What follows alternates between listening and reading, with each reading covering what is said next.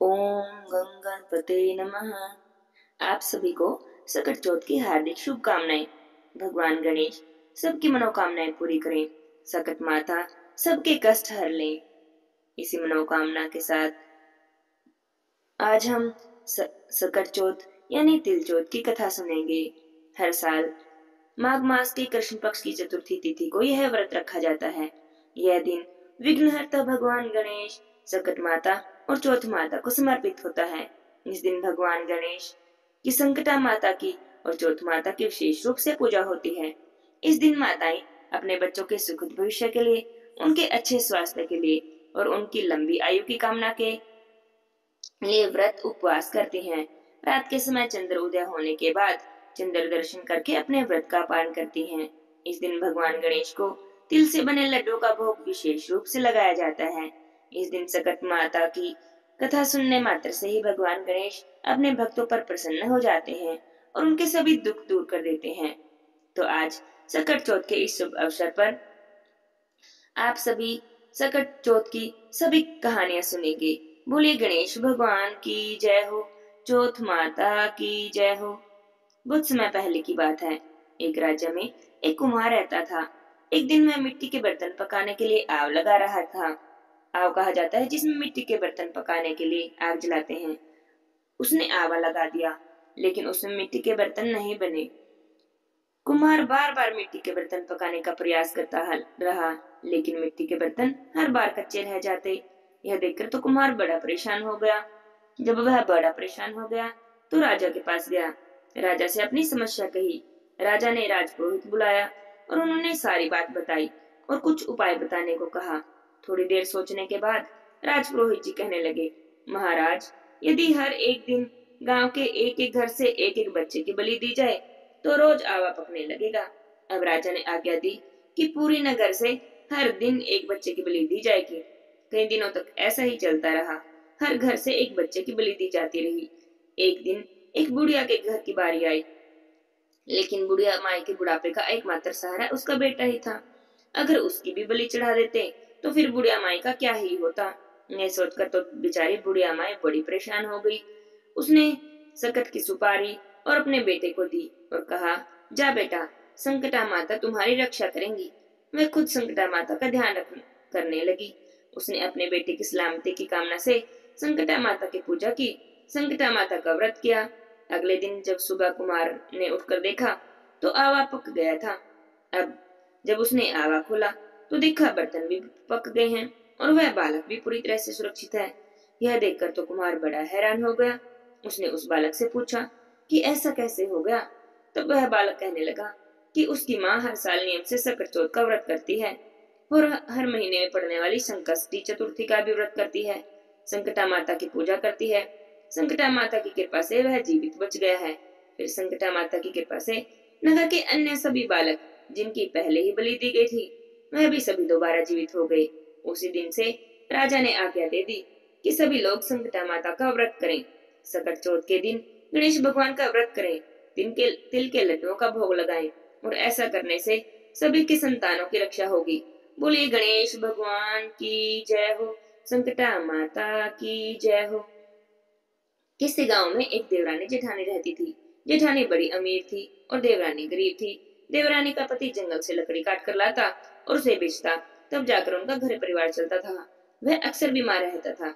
अब देवरानी घर चलाने के लिए जेठानी के घर का सारा काम करती और बदले में जेठानी उसे बचा हुआ खाना और कुछ कपड़े दे देती। बस इसी तरह से देवरानी का परिवार चल रहा था। देवरानी गणेश जी की बड़ी भक्त थी। हर महीने चौथ माता का व्रत करती, गणेश जी भगवान की पूजा करती। आया माघ का महीना। माघ के महीने में तिल चौथ आई तो देवरानी ने तिल चौथ का व्रत किया और तिल और गुड़ लेकर आई। तिलक बनाया, गणेश जी भगवान की पूजा की, चौथ माता की पूजा की, तिल चौथ की कथा सुनी और तिलकुट ऊपर रख दिया। सोचा कि रात को जब चांद उगेगा तो पहले चांद देवता की पूजा करूंगी, उसके बाद तिलकुट का भोग लगाएगी, उसी के बाद वह खाना खाएगी। इस तरह अपनी पूजा पाठ करके वह तो जेठानी के यहाँ चलेगी। खाना बना दिया। जेठानी के बच्चों से कहने लगी कि आओ बच्चों खाना खा लो। तो बच्चे कहने लगे कि हमारी माँ ने व्रत किया है, माँ जब तक खाना नहीं खाएगी तब तक हम भी खाना नहीं खाएंगे। अब जब उसने जेठ जी को खाना खाने को कहा तो जेठ जी भी बोले कि मैं अभी नहीं खाना खाऊंगा, जब चांद निकलेगा और मेरी पत्नी अपना व्रत खोलेगी तभी हम सब खाना खाएंगे, तब मैं भी खाऊंगा। इतनी बातें सुनकर वह जेठानी से कहने लगी, ठीक है, अगर कोई काम ना हो तो मैं घर चली जाऊं। अब जेठानी रोज जाते समय उसे बचा हुआ खाना देती थी, लेकिन आज कहने लगी कि आज तो अभी तक किसने खाना नहीं खाया, मैं तुम्हें खाना कैसे दे दूं। तुम एक काम करना, सुबह सवेरे आओगी तब बचा हुआ खाना ले जाना। अब देवरानी बड़ी दुखी मन से अपने घर आई, क्योंकि उसके घर पर पति और बच्चे सब आस लगाए बैठे थे कि आज तो त्योहार है, कुछ पकवान मिलेंगे, ताई बहुत सारा खाना देगी। जब बच्चों को पता चला कि आज तो रोटी भी नहीं मिली, तो बच्चे बेचारे रोने लगे। उसका पति भी बड़ा गुस्सा हुआ और कहने लगा कि अगर तू सारा दिन काम करके भी 2 रोटी नहीं ला सकती तो इतना काम करती क्यों है। अब गुस्से में आकर वह अपनी पत्नी के को कपड़े धोने वाले से मारने लगा। धोना हाथ से छूट गया तो पाटे से मारने लगा। अब तो बेचारी गणेश जी को याद करती रही और पिटती रही और रोते रोते पानी पीकर ही सो गई। उस दिन गणेश जी देवरानी के घर में आए और कहने लगे कि धोमने मारी पाटे, मारी सो रही है या जाग रही है। तो वह नींद में तो थी ही। वह बोली, कुछ सो रही हूँ, कुछ जाग रही हूँ। तो गणेश जी बोले, मुझे तो बड़ी जोर से भूख लगी है, कुछ खाने को दे दो। देवरानी कहने लगी कि मैं क्या दूं, मेरे घर में तो खाने को अन्न का दाना भी नहीं है। जेठानी बचा कुचा कुछ खाना दे देती थी, आज तो वह भी नहीं दिया। अब पूजा का बचा हुआ तिलकुट रखा है, छिके में रखा है, वही खा लो। अब गणेश जी ने तिलकुट खा लिया, पेट भर गया। फिर बोले, धोमने मारी पाटे, मारी निपटना है, कहाँ निपट लूं। जी राजा जी के घर भोजन करके आए थे, उनका राजा जी के घर में वासा था, तो गणेश जी ने सारे घर में जगह जगह मोतियों के ढेर लगा दिए, क्योंकि हीरे मोती खा के आए थे। फिर बच्चों की तरह पूछने लगे कि धूमने मारे पाटी, मारी कहाँ पूछूं। अब देवरानी को तो नींद आ रही थी, बहुत जोर का गुस्सा आ रहा था, तो वह गुस्से से बोली, कब से तंग किए जा रहे हो, मेरे सर पर ही पूछ लो, और कहाँ पूछोगे। अब गणेश जी ने तो ऐसा ही कर दिया। सुबह देवरानी उठी तो सारा घर देखकर तो हैरान रह गई, क्योंकि पूरा घर तो हीरे मोती से जगमग हो रहा था। जहाँ पर विनायक जी पूछ करके गए थे, वहां हीरे के टके और बिंदी जगमगा रही थी।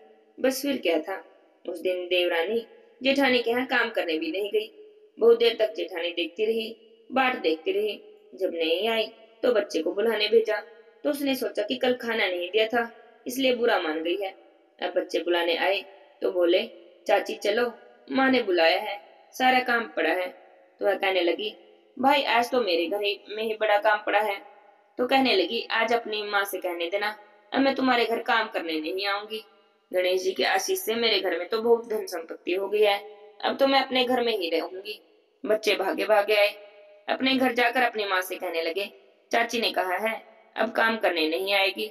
चाची का तो पूरा घर हीरे मोती से जगमगा रहा है, जगह जगह हीरे मोती के ढेर लगे पड़े हैं। अब जेठानी दौड़ती हुई आई देवरानी के घर और पूछने लगी कि इतना सारा धन तेरे पास आया कैसे, तूने ऐसा क्या किया। तो देवरानी जेठानी से कहती है, सारी बात बता दी, जो जो उसके साथ हुआ। घर लौटकर तो जेठानी अपने पति से कहती है कि मुझे धोबन और पाटे से मारो। तो उसका पति कहने लगा, भला भली मानस हो, मैंने तो तुम पर कभी हाथ भी नहीं उठाया, मैं तुम्हें धोबन और पाटे से कैसे मार सकता हूँ। पर वह मानी नहीं, जिद करने लगी। अब मजबूरी के उसके पति को तो उसको मारना पड़ा। पीटने कुटने से पहले उसने बहुत सारा घी डालकर चूरमा बनाया था और उसे छीके में रख दिया था। अब उसे पीटने की बात आती तो उसे पीटना तो आता नहीं था, तो उसका तो सारा शरीर टूट पड़ा, हाय हाय करती हुई सो गई। रात को विनायक जी महाराज आए, बोले कि मुझे भूख लगी है, कुछ खाने को दे दो। तो जेठानी कहने लगी, गणेश जी महाराज, मेरी देवरानी के यहाँ तो आपने सूखा तिलकुटा खाया था, मैंने तो झड़ते घी का चूरमा बनाया है आपके लिए, छीके में रखा है, फल और मेवे भी रखे हैं, आप पेट भर के खाओ। अब गणेश जी ने तो पेट भर के खा लिया। उस दिन गणेश जी तेली के यहाँ से भोजन करके आए थे। तेली के घर में तो उनका वासा था। अब थोड़ी देर में बोले कि मुझे तो लिपटा लगी है, कहाँ निपट लूं। तो जेठानी कहने लगी कि देवरानी की तो टूटी फूटी सी झोपड़ी थी, मेरा तो कंचन का महल है, जहां मन आए वहीं निपट लो।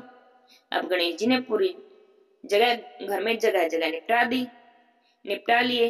अब गणेश जी तो थोड़ी देर बार पूछने लगे कि अब पूछू कहाँ। तो जेठानी बोली कि मेरे ललाट पर बड़ी सी बिंदी लगाकर पूछ लो। तो गणेश जी ने ऐसा ही कर दिया। धन की भूख के जेठानी तो सुबह सुबह जल्दी उठ गई कि सोचा कि सारा घर तो हीरे मोतियों से भरा पड़ा होगा, पर देखा उसने तो पूरे घर में तो गंदगी फैली पड़ी है, तेज बदबू आ रही है। उसके सिर पर भी बहुत गंदगी लगी है, बहुत बदबू आ रही है, क्योंकि गणेश जी तो तेली के यहाँ से पेट भरने के बाद आए थे।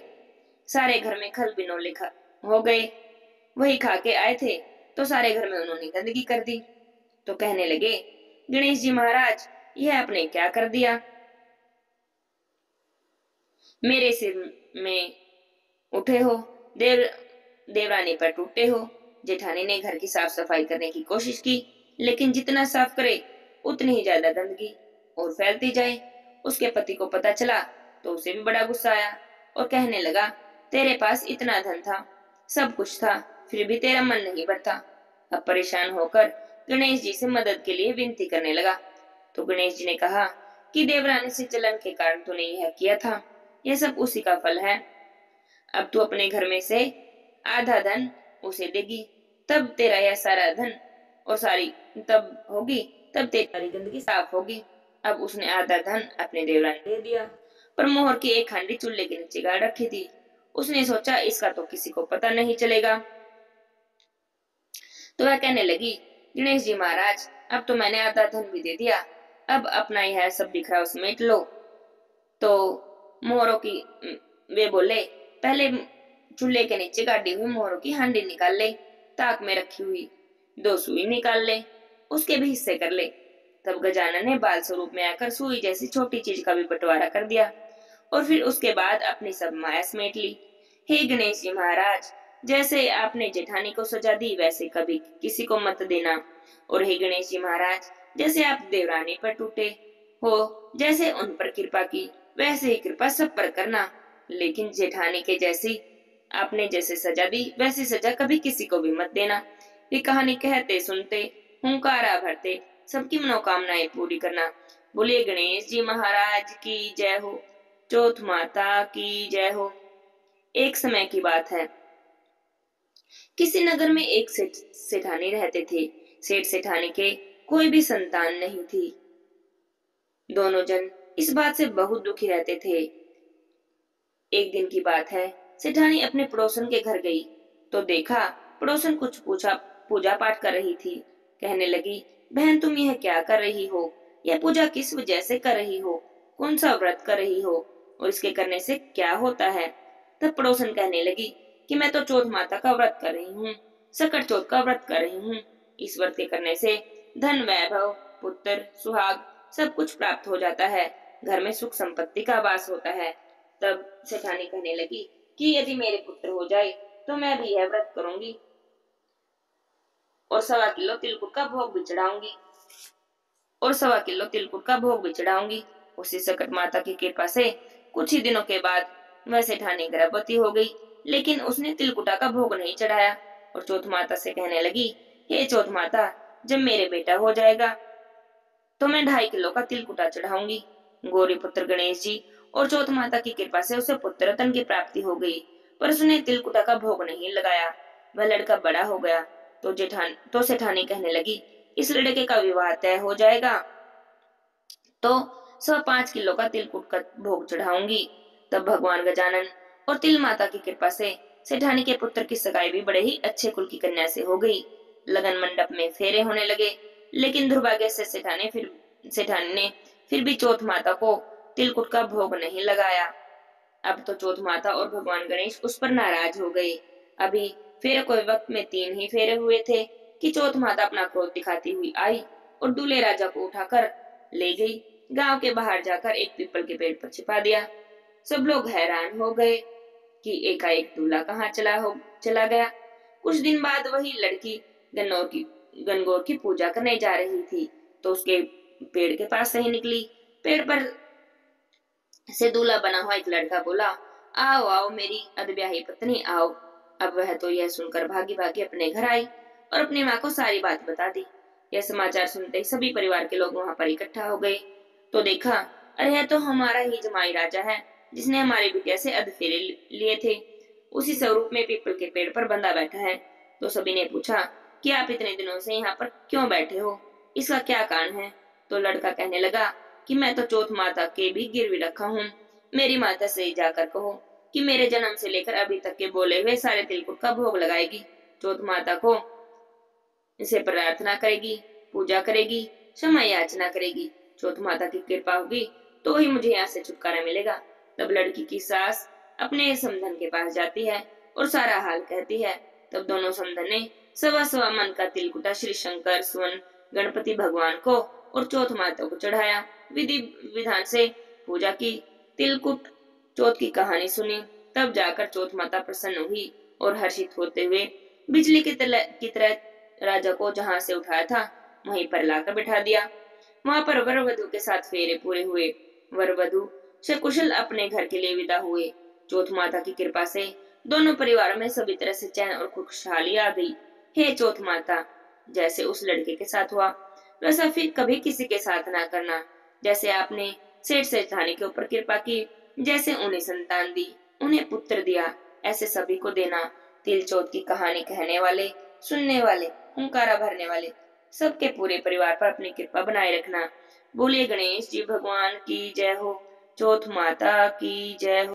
बहुत समय पहले की बात है। एक राज्य में एक राजा रहते थे। राजा बड़े ही प्रजा प्रेमी थे और सबका भला चाहने वाले थे।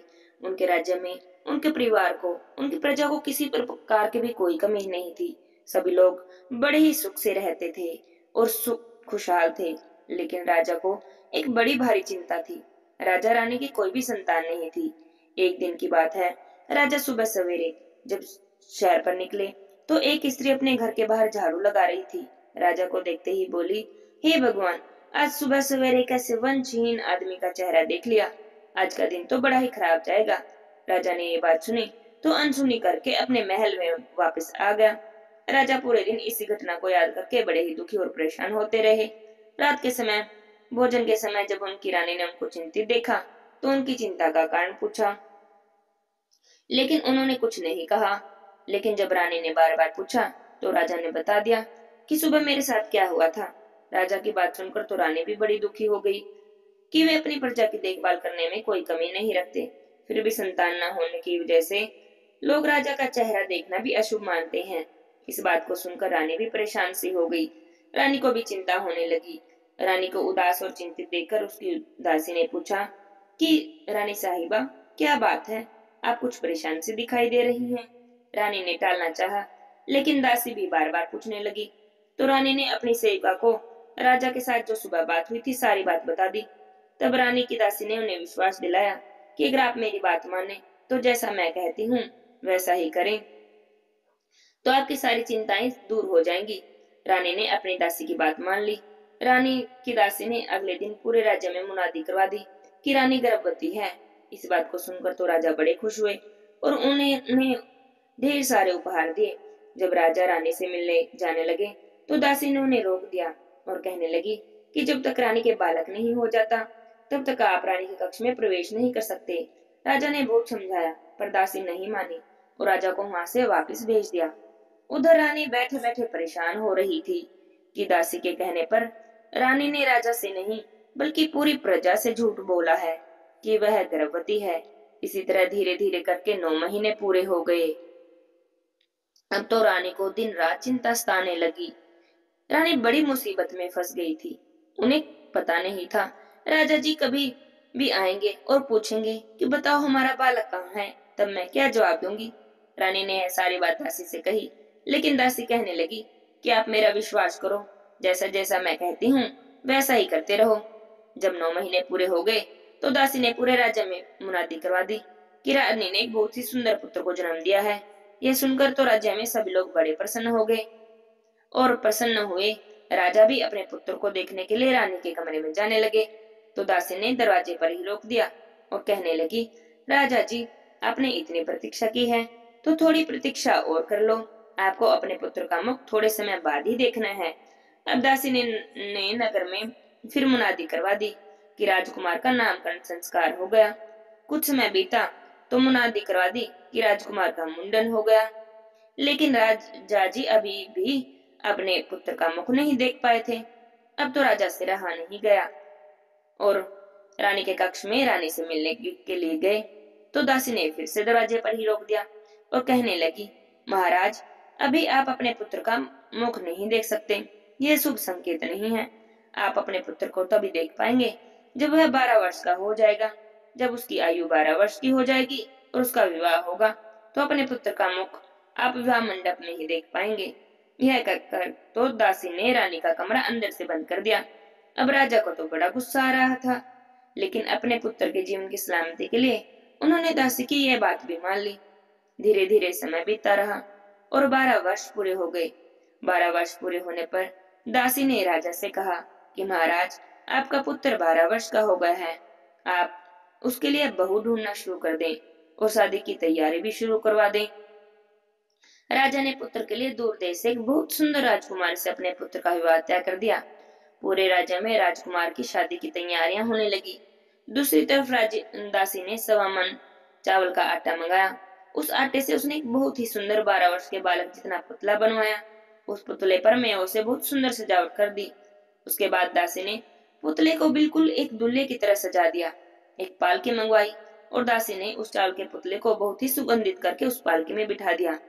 दासी ने राजा से प्रार्थना की कि राजकुमार केवल मेरे साथ ही रहें, इसलिए उनकी बारात में उनकी पालकी में मुझे भी साथ ही बैठना होगा। दासी की यह बात भी राजा ने स्वीकार कर ली। बारात चल पड़ी। चलते चलते बारात एक घने जंगल से निकली। रास्ते में सकट माता का मंदिर था, तो वहां पर दासी ने विश्राम करने के लिए कहा। इसके बाद दासी चावल के पुतले को पालकी में ही छोड़कर कुएं से पानी पीने चली गई। जंगल में संकटा माता और उनकी सहेलियां थीं। उन्हें बहुत अच्छी खुशबू आई और उन्होंने देखा कि खुशबू तो एक पालकी से आ रही है। संकटा माता और उनकी सहेलियों ने पालकी में झांक कर देखा तो पता चला कि पालकी में तो एक बहुत ही विशाल मानव रूपी मिठाई रखी है। संकटा माता और उनकी सहेलियों ने उस मिठाई को पूरा खा लिया।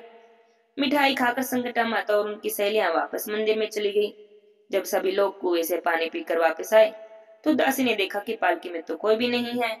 यह देखकर तो दासी बहुत घबरा गई। उसने देखा कि वहां पर संकटा माता का मंदिर है। संकटा माता के मंदिर में जाकर जोर जोर से विलाप करने लगी कि माता लौटा दो या बेटा दो। बार बार यही कही जा रही थी, लौटा दो या बेटा दो।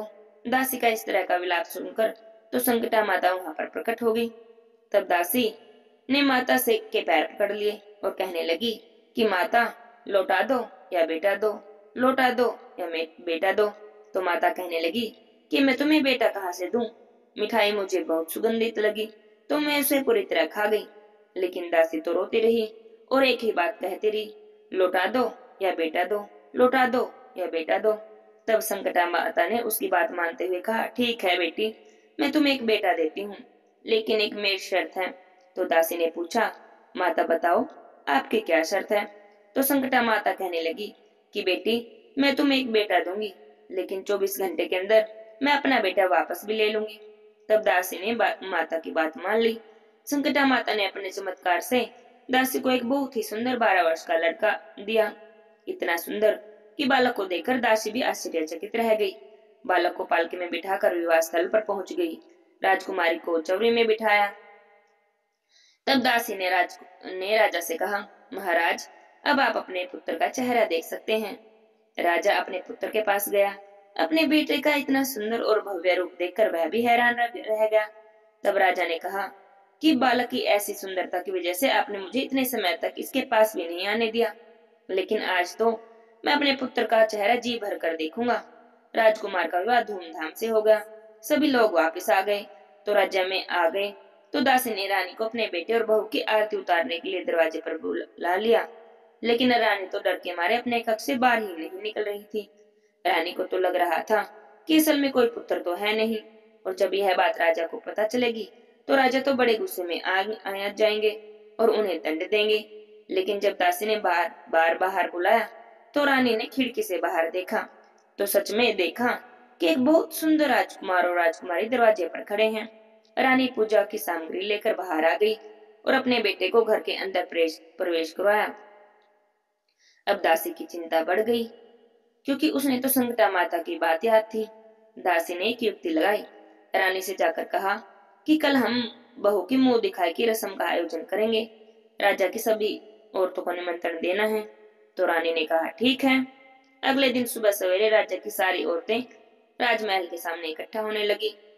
दासी ने बहू को बहुत अच्छे से समझाया कि तुम्हें हर स्त्री के पैर छूने हैं, चाहे वह स्त्री कोई भी हो, किसी भी जाति की हो। तुम्हें हर स्त्री के पैर छूकर जब तक अखंड सौभाग्यवती भव, पुत्र भव का आशीर्वाद न दे दे, तब तक तुम किसी के पैर मत छोड़ना। बहू ने ऐसा ही किया। सारी औरतों के पैर छुए तो सबने बहू को अखंड सौभाग्यवती भव, पुत्र भव का आशीर्वाद दे दिया। तब देखा कि दूर एक पेड़ के नीचे एक बूढ़ी महिला बैठी है। उसके कपड़े बहुत ही मैले हैं। वह चुपचाप बैठी है। बहू उसके पास भी गई और उसके पैर छूकर आशीर्वाद लेने लगी। तो बुढ़िया माई ने बहू को सुखी रहने का, खुश रहने का आशीर्वाद दे दिया। लेकिन बहू ने बुढ़िया माई के पैर नहीं छोड़े। तब बुढ़िया माई के मुंह से अचानक ही निकल गया, अखंड सौभाग्यवती भव, पुत्रवती भव। तब दासी भागते भागते वहां पर आई और बुढ़िया माई से कहने लगी, हे माता, हमने आपको पहचान लिया है। अब आप अपना बेटा वापस नहीं ले सकती, क्योंकि आपने बहू को अखंड सौभाग्यवती भव और पुत्रवती होने का आशीर्वाद दिया है। अगर आप अपना बेटा ले लेंगी तो बहू अखंड सौभाग्यवती कैसे रहेगी और पुत्रवती कैसे होगी। यह सुनकर तो संकटा माता हंसने लगी और कहने लगी, तुम तो बड़ी चतुर हो, तुमने तो मुझे ही हरा दिया। इस प्रकार दासी, रानी, राजा, राजकुमार और उसकी पत्नी बड़े ही सुख समृद्धि के साथ बड़े सुख से रहने लगे। हे संकटा माता, जिस प्रकार आपने रानी को पुत्र देकर उनके संकटों को दूर किया, दासी की प्रार्थना सुनकर उनके संकटों को दूर किया, उसी प्रकार आप हमारे जीवन के संकटों को दूर करना, हमारी जीवन में भी सुख समृद्धि भर देना। बोलिए संकटा माता की जय हो। अब सुनते हैं तपसी लपसी की कहानी। एक तपसी था और एक लपसी था। दोनों आपस में मित्र थे। तपसी तो सदा भगवान की सेवा करता, उनकी पूजा पाठ करता और रोज तपस्या करता। लपसी को पूजा पाठ नहीं आती, तो वह रोज सवा सेर की लापसी बनाता, भगवान को भोग लगाता, घंटी बजाता और झिम लेता और चद्दर तान कर सो जाता। एक दिन की बात है, दोनों में बहस छिड़ गई कि कौन भगवान का सबसे बड़ा भक्त है। तो तपसी कहने लगा कि मैं भगवान का ज्यादा भक्त हूँ, और लपसी कहने लगा नहीं, मैं सबसे बड़ा भक्त हूँ। तपसी बोला कि तुम भक्त कैसे हो? तो तपसी तो तपसी कहने लगा कि मैं तो सारा दिन भगवान की भक्ति करता हूँ, पूजा पाठ करता हूँ, तो मैं तुमसे बड़ा भक्त हूँ। तुम क्या करते हो? बस भगवान को भोग लगाते हो और जिम कर चद्दर तान कर सो जाते हो। दोनों लड़ ही रहे थे कि उसी समय नारद जी पृथ्वी पर घूमने के लिए आए। तो उन्होंने दोनों को लड़ते देखा तो उनके झगड़ने का कारण पूछा। तब दोनों ने नारद मुनि को प्रणाम किया और अपनी अपनी समस्या बताई। तब नारद मुनि जी कहने लगे, मैं तो हमेशा भगवान की भक्ति तपस्या करता हूँ, लेकिन लपसी कह रहा कि भगवान का सबसे बड़ा भक्त है। तब लपसी बोला, नारद मुनि जी, मुझे तो भगवान की पूजा पाठ विधि नहीं आती, मंत्र जपना भी नहीं आता। बस मुझे तो इतना पता है कि सच्चे मन से सबकी सेवा करो, उसी से भगवान प्रसन्न हो जाते हैं। तो मैं तो भगवान को रोज सवा सेर की लापसी बनाता हूँ, भोग लगाता हूँ और जिम कर सो जाता हूँ। मुझसे जितना हो सकता है, बन पड़ता है, उनकी सेवा करता हूँ, सबकी मदद करता हूँ। और मुझे लगता है कि प्राणी मात्र की सेवा करना ही भगवान की सच्ची भक्ति है। इसलिए मैं अपने आप को भगवान का सच्चा और सबसे बड़ा भक्त मानता हूँ। तो तपसी और लपसी की बातें सुनकर कुछ देर के लिए तो नारद मुनि जी भी सोच में पड़ गए। फिर कुछ देर के बाद कहने लगे कि तुम दोनों आपस में मत लड़ो। तुम दोनों में से भगवान का कौन बड़ा भक्त है, मैं यह निर्णय कुछ दिनों में कर दूंगा। मैं कल फिर आऊंगा। दोनों को नारद मुनि जी की बातों पर विश्वास था, इसलिए दोनों प्रसन्न मन से अपने अपने घर चले गए। सुबह सुबह नदी पर स्नान करने के लिए जब जाने लगे तो नारद जी ने अपनी माया से उनके रास्ते में 1.25 करोड़ की अंगूठी रख दी। जब तपसी ने वह अंगूठी देखी तो उसने सोचा कि यह अंगूठी तो बड़ी कीमती लगती है। उसने अंगूठी को उठाकर देखा तो वह बहुत महंगी थी, करोड़ों की अंगूठी थी। बस तपसी के तो मन में लालच आ गया। उसने सोचा कि इसको तो बेचकर मुझे बहुत सारे पैसे मिलेंगे, मैं तो खूब यज्ञ हवन करूंगा, बड़े बड़े मंदिर बनवाऊंगा, तो इसलिए मैं ही बड़ा कहलाऊंगा। बस इसी लालच के कारण उसने अंगूठी को अपने पास रख लिया और जब नहा धोकर तपस्या करने बैठा तो उस दिन तो उसका मन तपस्या में भी नहीं लगा। इधर जब लपसी नहाने गया तो उसे भी अपने रास्ते में बिल्कुल वैसी अंगूठी पड़ी दिखाई दी। लेकिन जब तपसी ने उसे उठाया तो देखकर सोचने लगा, अरे बड़ी कीमती अंगूठी है, लगता है किसी की गिर गई है। उसे कितना दुख हो रहा होगा। और उसने उस अंगूठी को उठाया और पास ही के मंदिर में भगवान के चरणों में रख दिया। सोचा कि जब कोई भगवान से प्रार्थना करने मंदिर में आएगा तो जरूर उसको यह अंगूठी दिख जाएगी और उसे यह अंगूठी मिल जाएगी। ऐसा करने के बाद वह तो वापस घर आया, रोज की तरह ही लापसी बनाई, भगवान को भोग लगाया, घंटी बजाई और जिम लिया।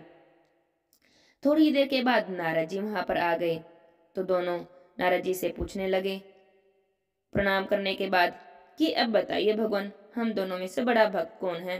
तो नारद जी बोले कि तुम दोनों में से तो बड़ा असली भक्त लपसी ही है। तो तपसी तो सोच में पड़ गया कि आप ऐसा किस आधार पर कह रहे हैं। तब नारद जी ने सारी बात बता दी कि कैसे मैंने अपनी माया से तुम्हारे रास्ते में अंगूठी रख दी थी।